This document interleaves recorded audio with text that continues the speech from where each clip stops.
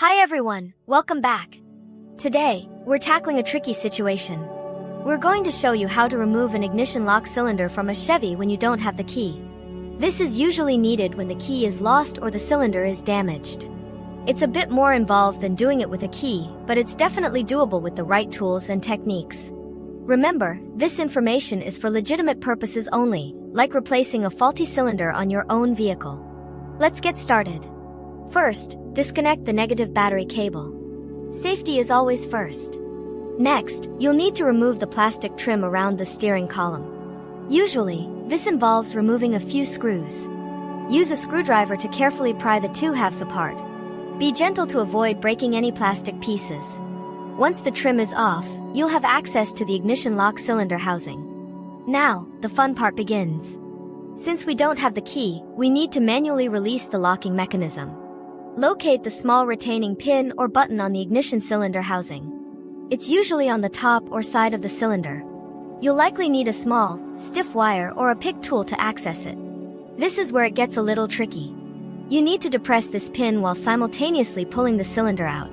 Because we don't have the key to turn the cylinder to the run position, which normally makes this step very easy, we need to use force to turn the cylinder to mimic the run position. Use a flathead screwdriver to gently try to turn the ignition cylinder. Wiggle it back and forth while also pressing the pin. Be careful not to damage the surrounding components. You may need to apply some pressure. If the cylinder refuses to budge, try spraying some penetrating oil around the cylinder to help loosen it up. Let the oil sit for a few minutes before trying again. Once you feel the cylinder turn even slightly, continue to press the retaining pin and pull the cylinder out. It might take some patience and persistence. If it's really stuck, consider using a slide hammer with a screw attachment. Screw the attachment into the ignition cylinder and gently tap the slide hammer to pull the cylinder out. Once the cylinder is removed, you'll have access to the ignition switch. Remember to disconnect any electrical connectors attached to the ignition switch before replacing it. Installation is the reverse of removal. When installing the new ignition lock cylinder, make sure it is compatible with your vehicle. Follow the manufacturer's instructions carefully. And that's it. You've successfully removed an ignition lock cylinder from a Chevy without a key.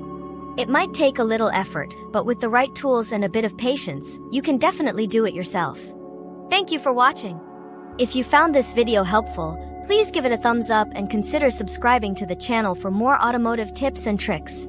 Let me know in the comments if you have any questions or suggestions for future videos. See you next time.